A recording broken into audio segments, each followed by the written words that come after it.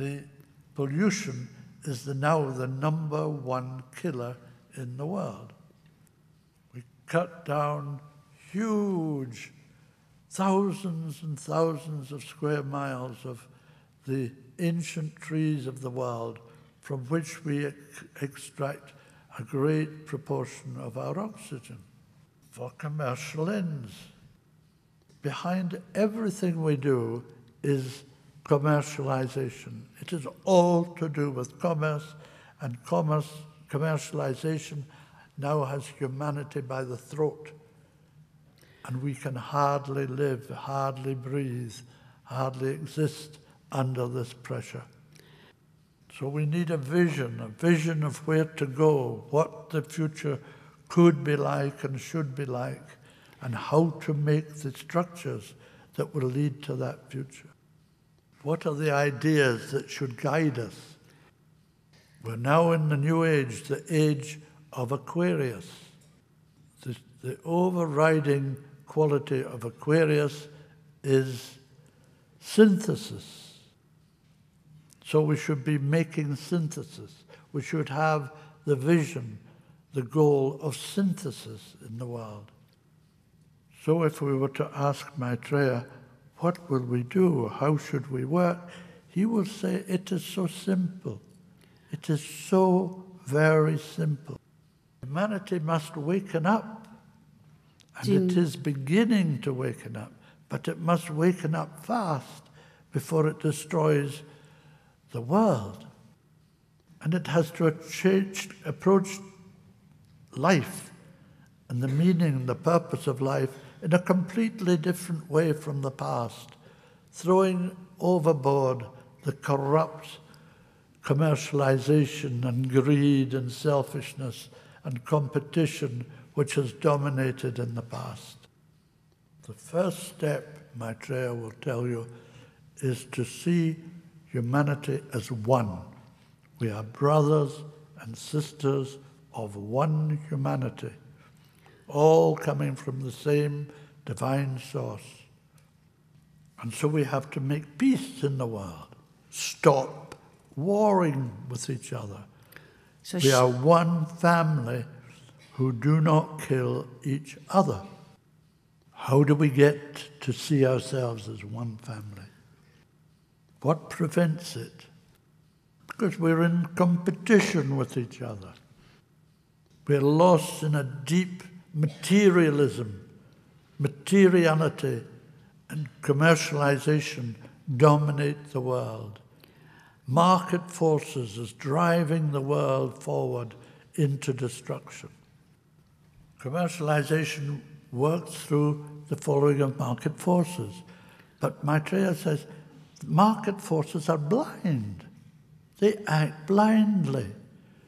And governments who follow market forces do so like blind men. So you have blind men following blind market forces to self-destruction.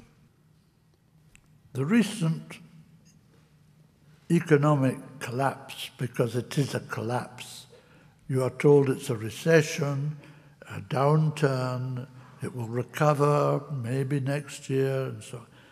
It may recover for a few months, but it is finished. It is of the past and will never, ever work as we think it would work. It will never return to that chaos in which it worked. To live correctly in law is to live peacefully and harmlessly. The great law governing all life on earth is a law of cause and effect. We either live within that law or we live against the law, outside the law. If we live outside the law, we suffer. So we must learn to live within the law of cause and effect.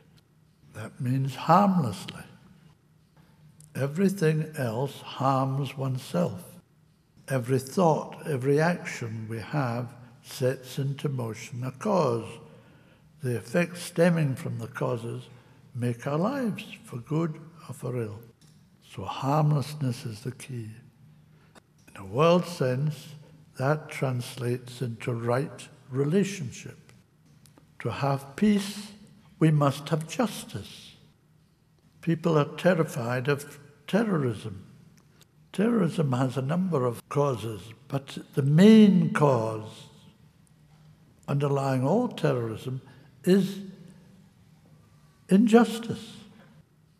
No strong people will live forever and ever with injustice. They will fight. They will want to redress the situation. And who are the perpetrators of the injustice? Who create the injustice? The G7 nations of the world, the developed nations of the world. They rule the world for their own benefit.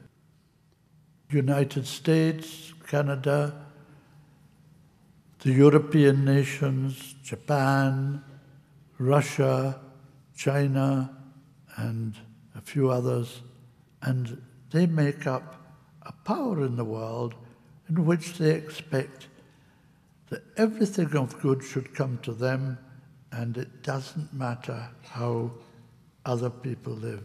Their complacency is so deep, so entrenched, that they can watch starving millions dying to death in the world and do nothing about it.